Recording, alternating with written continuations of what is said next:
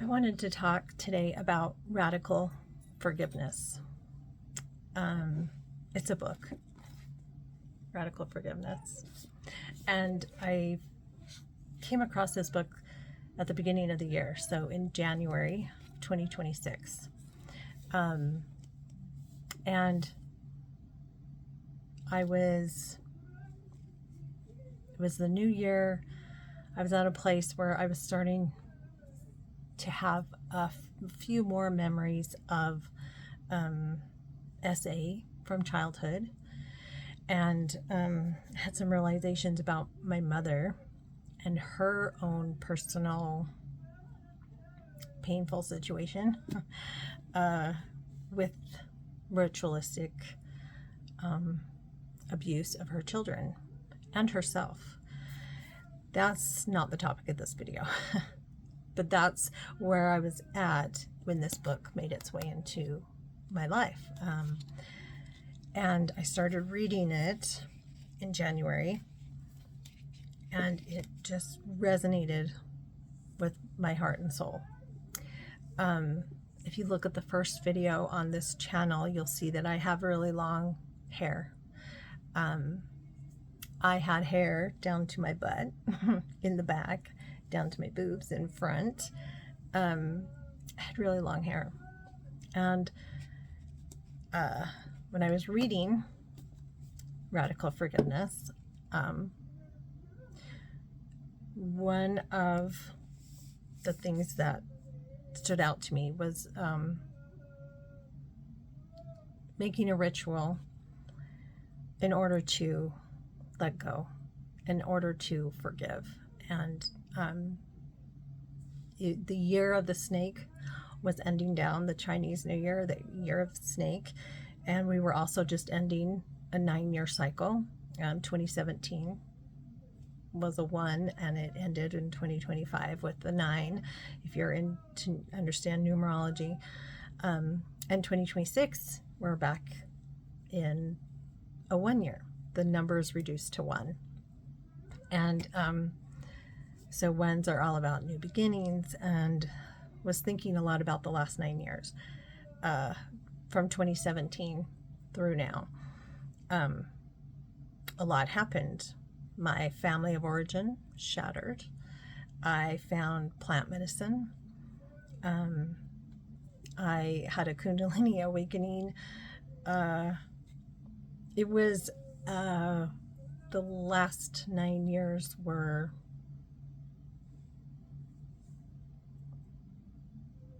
just incredibly transformational. So this book came to me, and the whole idea of the snake has been so symbolic for my journey in shamanism. The shamanic work that I've done, sitting with ayahuasca, the snake was a big symbol and experience for me. She ate me. I've been devoured by snake symbolism, torn apart and put back together. So for me, as we were transitioning in that time period of January into February, transitioning out of the year of the snake, I really felt that one of the things I wanted to do was shed my hair and use my hair in a shamanic ritual for radical forgiveness for my parents, especially my mom and dad, and my mother-in-law as well. I have never been so hurt and betrayed in my life than by those people who are supposed to love you the most. My parents and my mother-in-law, who I was very, very close to until a certain point, and then everything changed. The video is not about rehashing the shit that led me to where I needed to practice radical forgiveness.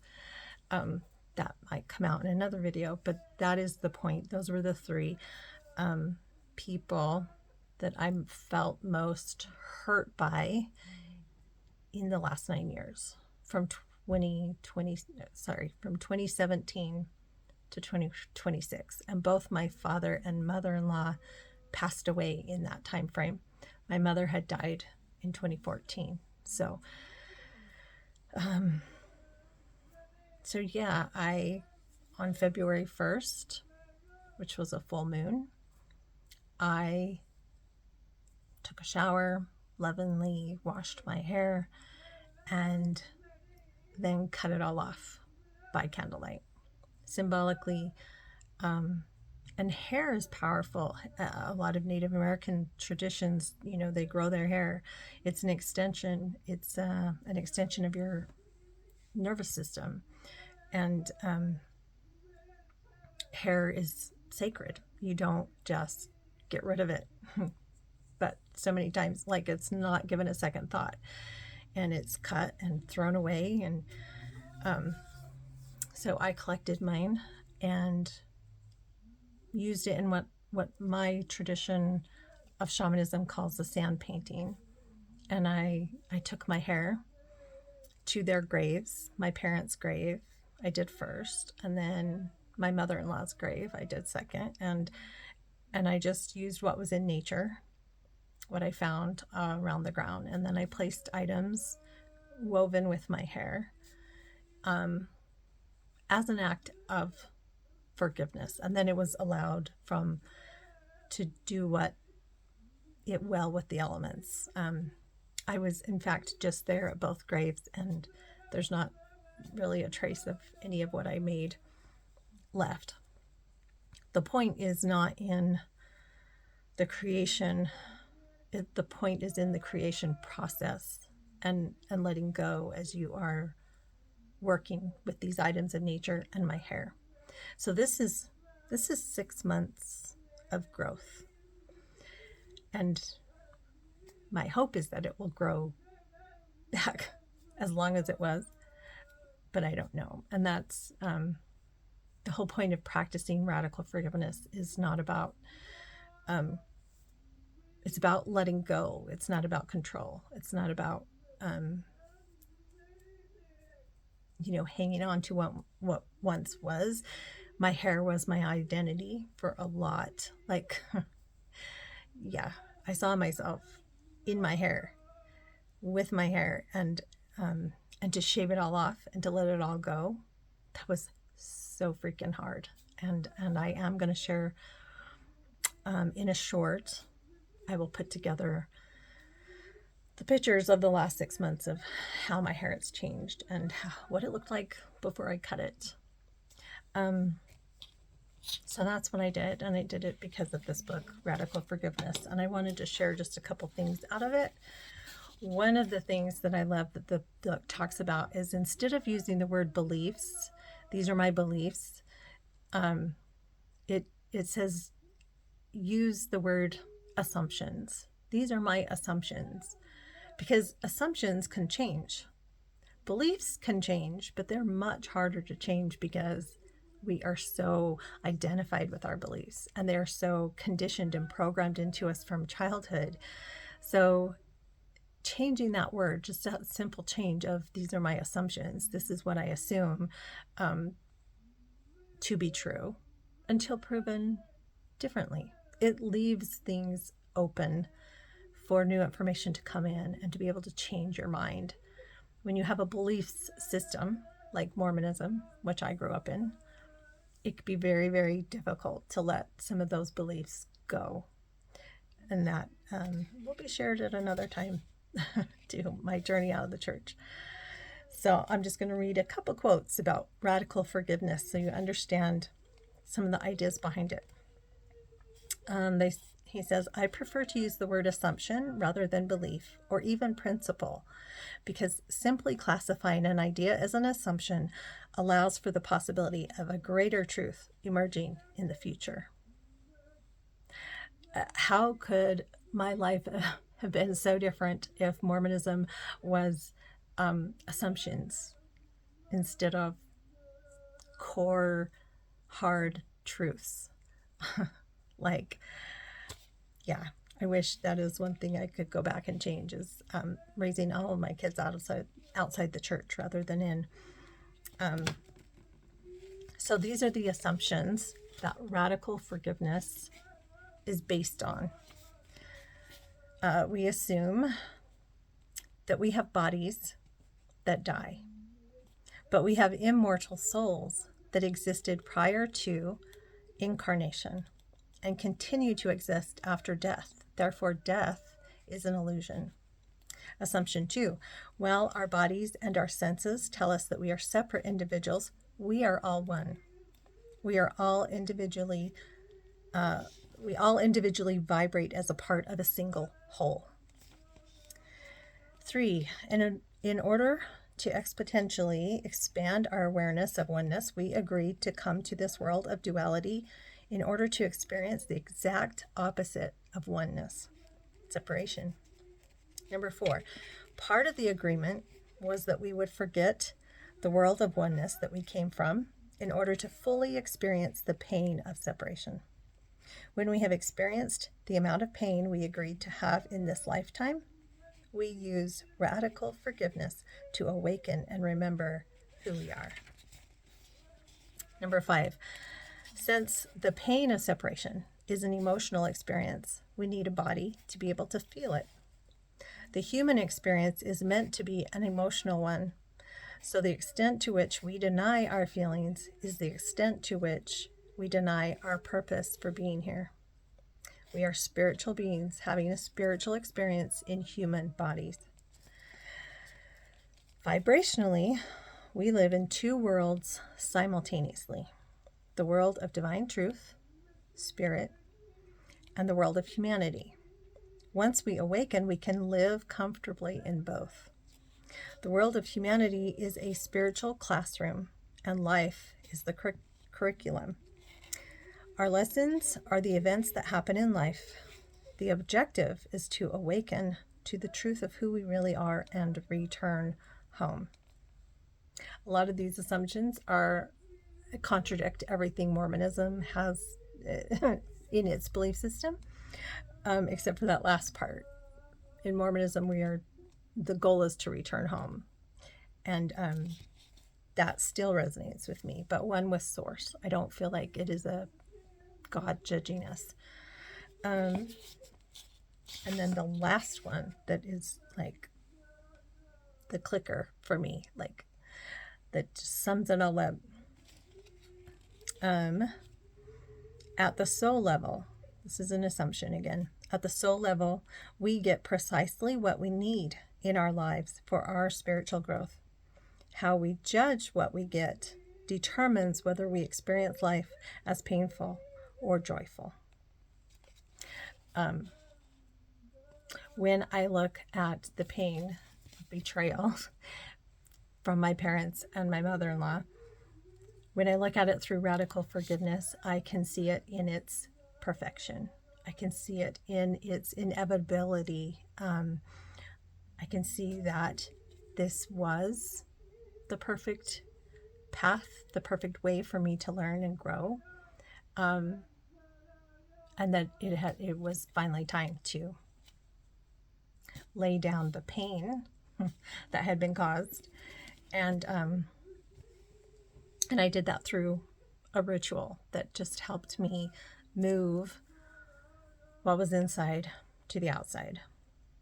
So that was in February, the very end of the year of the snake, so that I could walk into the year of the fire horse as a clean slate and start also this year 2026. Again, it's going to be another set of 9 years. How do I want to live these next 9 years? Well, I didn't want to carry any of the shit from the last 9 years of really, really painful betrayals. I wanted to let that go. And a huge way of letting that go was to shed my identity and shed my hair. And it was hard. it was hard because every time I looked in the mirror, I could only see my mother and my mother-in-law, both of them, because they had really short hair and it was gray, and that's who I saw in the mirror, for like till just barely, like my hair is longer than their hair was. And so now I'm seeing more of myself, not their reflection back at me. Yeah, how much of our identity is built around how we look? So much. So that's why it was for me a powerful way of practicing radical forgiveness. You can practice radical forgiveness, and there are so many beautiful ideas in here about how to shed that pain and shed forgiveness. Mine, how I did it was very radical. It was very extreme. You don't have to cut your hair almost all the way off, but I did. That was what I needed to do in order to just walk into this next 9 years of my life without carrying the baggage and the pain and the yeah, in order for me to lay it down. That's what I needed to do. So like I've said, this next year is this year that we're walking in right now, that we're 8 months through, 6 months if you're going by the Chinese New Year, which is what I've been counting from. So half the year's gone, half the year's still ahead, and I'm making some radical changes in my life, going from the sad American diet to raw vegan. And it's a change that I've wanted to make for a really long time and haven't had the final push or courage in order to make that change. Well, I talk about it in a different video, but I'm doing that now.